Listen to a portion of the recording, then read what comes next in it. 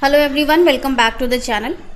आज के वीडियो में हम लोग फॉर्म 16 से ITR 1 की फाइलिंग कर रहे हैं और ये हम न्यू टैक्स रिजीम के अंदर करेंगे और यहाँ पर आपको दिखाएंगे कि किस तरह से आपको टैक्स में बेनिफिट होता है अगर आप न्यू टैक्स रिजीम के साथ जाते हैं। अगर हम ओल्ड टैक्स रिजीम में जाते हैं तो हमें काफ़ी सारे एग्जेम्पशंस और डिडक्शंस क्लेम करने का मौका मिलता है, लेकिन न्यू टैक्स रिजीम में कोई भी डिडक्शन या एग्जेम्पशन हमें नहीं मिलता है, लेकिन यहाँ पर टैक्स रेट्स थोड़े कम दिए गए हैं in comparison to old tax regime.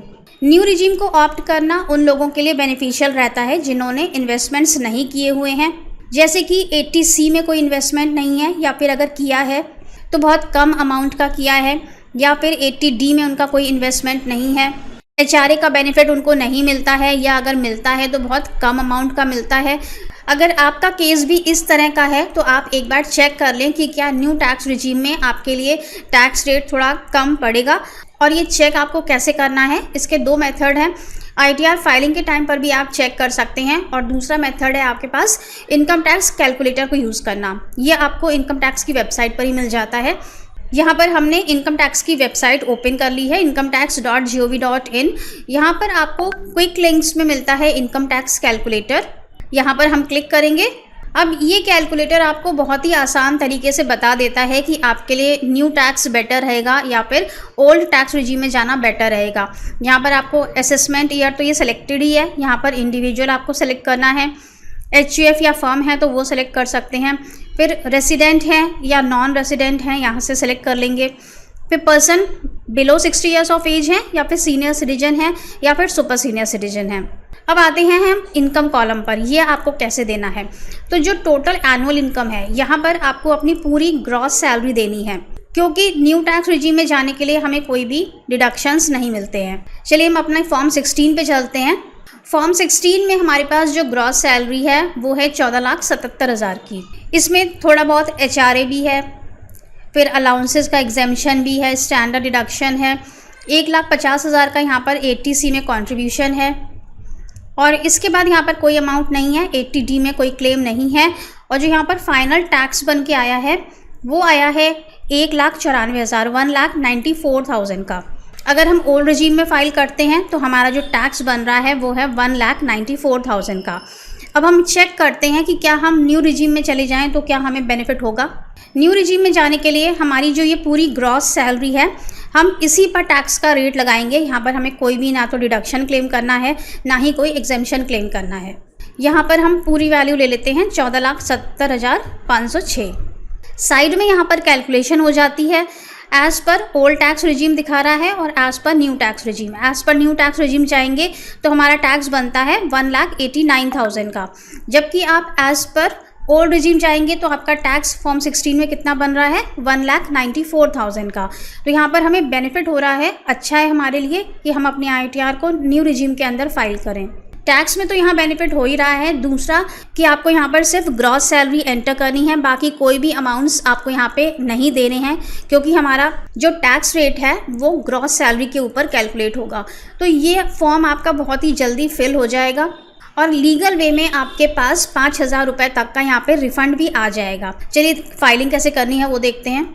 Assessment ये सेलेक्ट करेंगे 23-24, online mode, continue, start new filing, continue, ITR form 1, proceed, started, taxable income more than the basic exemption limit, continue.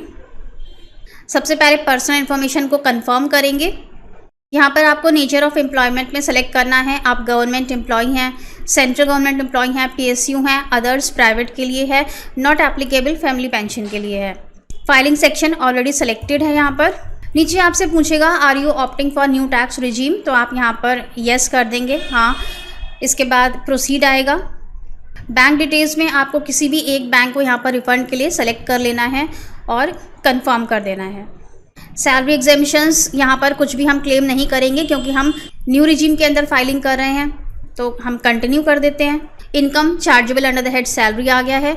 इसके बाद इनकम फ्रॉम हाउस प्रॉपर्टी, इसके बाद है income from other sources, ये आपको अपने AIS स्टेटमेंट से लेना है। अब हम अपना 26AS और AIS स्टेटमेंट ओपन कर लेते हैं और उसी के अकॉर्डिंग हमारे इनकम फ्रॉम अदर सोर्सेज जाएंगे और 26 AS में भी हमें चेक कर लेना है कि जो सैलरी का अमाउंट हमने यहाँ पर दिया है एज़ पर फॉर्म 16 वो मैच करना चाहिए। 26 AS में सैलरी का अमाउंट यहाँ पर कम है, लेकिन हमें कम अमाउंट को नहीं लेना है, जो हमारे फॉर्म 16 में है वही अमाउंट हम लेंगे। इसके बाद हम AIS देखते हैं। AIS में सिर्फ सेविंग बैंक का इंटरेस्ट है, वो हम चेक कर लेते हैं। रिफ्लेक्ट नहीं हो रहा है यहाँ पर, इसलिए हम ऐड अनदर पे क्लिक करेंगे। Do you have saving bank interest, यहाँ पर येस करेंगे। अमाउंट दे देंगे 6113, यहाँ कंफर्म कर देंगे। डिडक्शंस हम यहाँ पर कोई भी क्लेम नहीं कर सकते हैं क्योंकि ये न्यू रिजीम है। यहाँ पर आपको जो सेविंग बैंक का इंटरेस्ट होता है उसका सेक्शन 80 TTA का बेनिफिट भी नहीं मिलता है। कोई भी डिडक्शंस यहाँ पे नहीं मिलते हैं। सिर्फ एक सेक्शन है, सेक्शन 80 CCD 2, जहाँ पर कि आप डिडक्शन ले सकते हैं।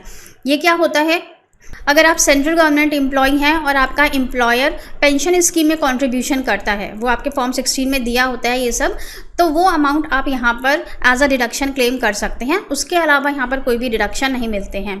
वेरीफाई और डिडक्शंस कंफर्म कर देंगे। इसके बाद है टैक्सेस पेड।